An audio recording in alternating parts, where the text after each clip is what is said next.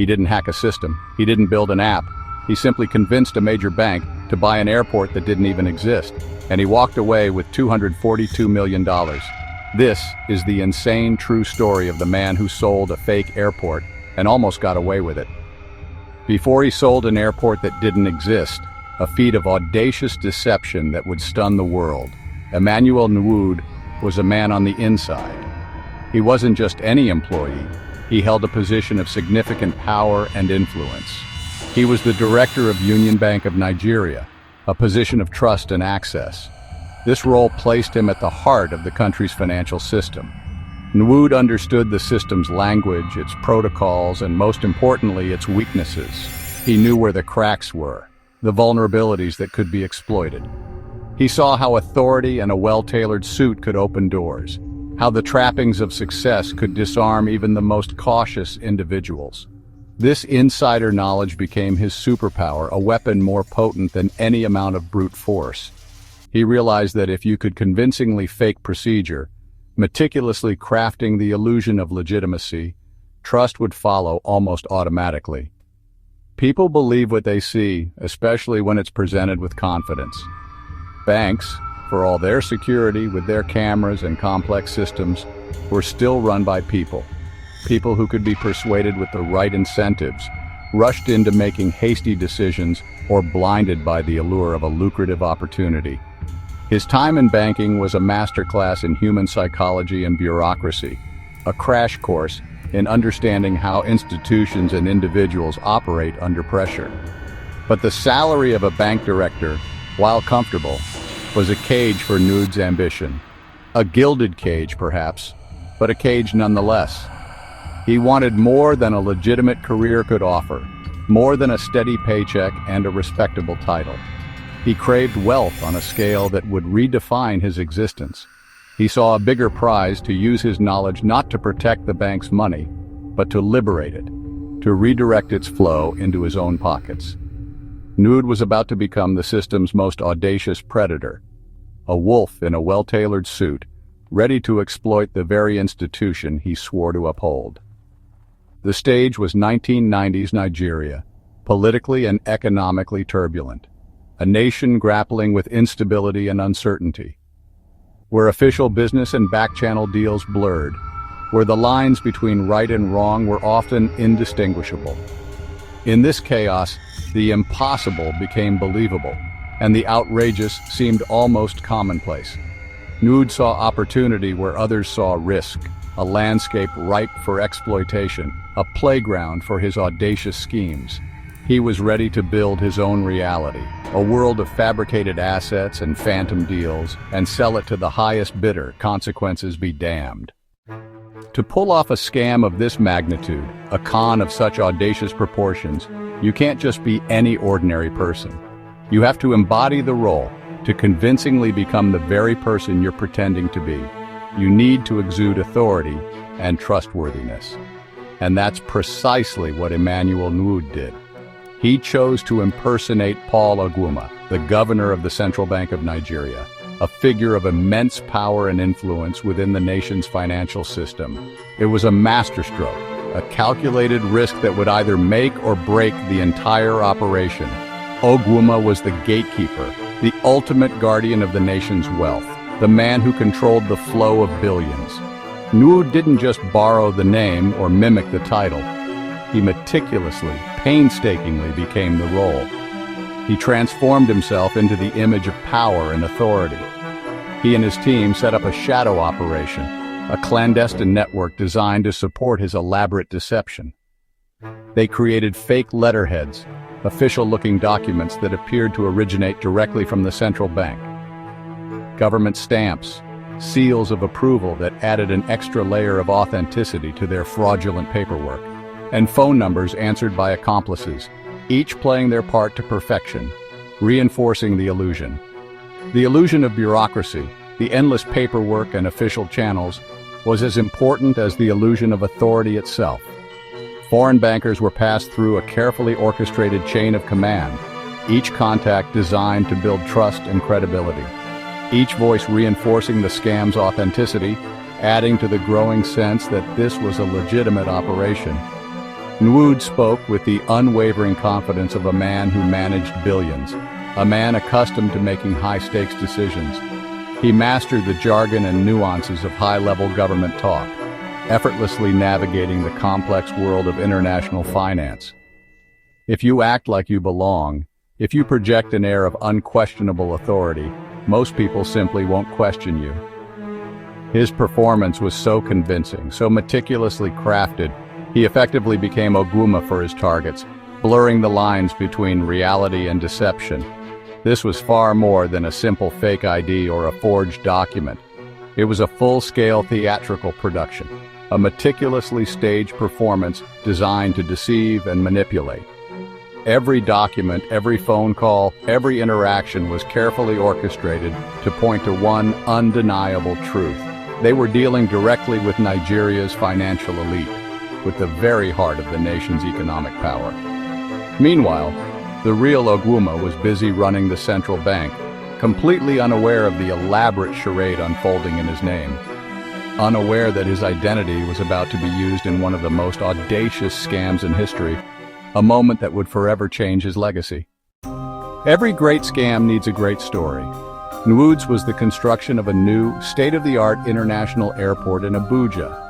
It was plausible, prestigious, and promised massive returns. The target, Nelson Sakaguchi, a director at Brazil's Banco Noroeste. Nwude, as Ogwuma, didn't just ask for money, he offered an exclusive, off-the-books opportunity. The pitch helped finance the airport and receive a $10 million commission. The setup was meticulous. Portfolios of forged documents, architectural plans, government contracts, all stamped and sealed. Sakaguchi wasn't just hearing a pitch, he was holding proof of a government-backed deal. The paperwork was overwhelming and reassuring. Nwude added urgency and secrecy, classic social engineering. By making Sakaguchi feel special and isolated, he prevented him from seeking outside advice. The scam's brilliance was in making Sakaguchi believe he was a trusted partner in a national project. In reality, he was the sole audience for an expensive illusion. The exclusivity kept him hooked and silent. The stage was set for the money to start flowing. Nwude's tools were simple: words, confidence, and forged paper. No hacking, no gadgets. Just the appearance of legitimacy. A document with the right letterhead and stamp feels real, even if it's fiction. By impersonating the central bank governor, Nwude wielded authority that made it awkward to challenge him. He layered on urgency, framing the deal as a rare, time-sensitive opportunity. The sheer scale, $242 million, made the scam seem more credible, not less. Over 3 years, Sakaguchi made payment after payment, each request coming through the fake channels. The process became routine, normalized by the scam's professionalism. Nwude's team kept the story alive with updates and new fees. They replaced real verification with their own, showing that even secure systems are only as strong as the people running them. The fraud hid in plain sight, protected by Audacity and paperwork. The bank's trust was their greatest vulnerability. All grand illusions, no matter how meticulously crafted, eventually face the unyielding force of reality. The higher they are built, the harder they fall. The beginning of the end wasn't triggered by a sharp-eyed detective or a whistleblower, but rather by a routine corporate sale. It was an unexpected catalyst. Back in 1997, the owners of Banco Noroeste made the pivotal decision to sell their institution to the much larger Banco Santander, setting in motion a chain of events they could never have foreseen. As part of the acquisition process, Santander initiated a thorough due diligence review, and it was during this process that they uncovered a massive gaping hole in Noroeste's finances. A staggering 40% of Noroeste's total capital was found to be stashed away in unaudited accounts located in the Cayman Islands, a notorious offshore haven. And these funds were purportedly tied to a grand Nigerian airport project, or so the documents claimed. For Santander, a bank known for its rigorous standards, this discovery was a glaring red flag, a blaring alarm bell that something was terribly wrong. Legitimate above-board projects always have transparent trails, clear documentation, and verifiable records. But this particular venture was shrouded in layers of secrecy, hidden behind a veil of obfuscation. The elaborate scam, meticulously built on a foundation of secrecy and deception, was now about to face the harsh light of outside scrutiny. Santander wasted no time and immediately launched a comprehensive global investigation, determined to uncover the truth behind the missing millions. They dispatched a team of auditors to Nigeria to get to the bottom of the supposed airport project. There they located the real Ogwuma, the individual whose name was being used, only to discover that he knew absolutely nothing about the purported deal. With that revelation, the entire illusion, so carefully constructed, began to collapse. There was no airport, no legitimate government project, just a mountain of forgeries, falsified documents, and outright lies. For a period of 3 years, Sakaguchi had systematically wired millions upon millions of dollars, effectively funneling the bank's capital into the hands of a sophisticated criminal syndicate operating on an international scale. In total, a staggering $242 million had vanished without a trace, scattered and hidden across a complex web of international accounts, making recovery a near impossible task. The fallout from this discovery was immediate and devastating. Banco Noroeste, once a respected financial institution, was forced to collapse in early 1998, unable to withstand the weight of the massive fraud. The shockwaves from the bank's failure reverberated throughout the global financial world, shaking confidence and exposing vulnerabilities. The sheer audacity of the scam had finally met its reckoning, as the perpetrators faced the consequences of their elaborate scheme. The world witnessed firsthand just how fragile trust could be in the complex world of international finance, and how easily it could be shattered by greed and deception. The collapse of a major bank made global headlines. The investigation spanned Brazil, the UK, Nigeria, and the US. Tracing the money was a nightmare. Nwude had laundered it through a maze of shell companies. In Nigeria, Nwude's wealth and influence made him seem untouchable. But in 2003, Nigeria's new Economic and Financial Crimes Commission, EFCC, took up the case. In 2004, Nwude and his accomplices were finally arrested. The trial was a spectacle. Delays, legal maneuvers, even a bribery attempt. In 2005, Nwude pleaded guilty, receiving 25 years in prison and forfeiting his assets. Only a fraction of the money was recovered, but the conviction was a landmark for Nigerian justice. The Nwude saga is a case study in the psychology of trust. How did a seasoned banker fall for it? Not stupidity, just human nature. Nwude exploited cognitive biases, authority, commitment, and the seductive power of exclusivity. Greed played a role, but so did ambition and ego. Sakaguchi wanted to be the hero of a secret nation-building deal. Once invested, he ignored red flags to protect his self-image. In big organizations, responsibility is diffused. Procedures replace critical thinking. And Nwude didn't break the system. He mimicked it so well, the system let him in.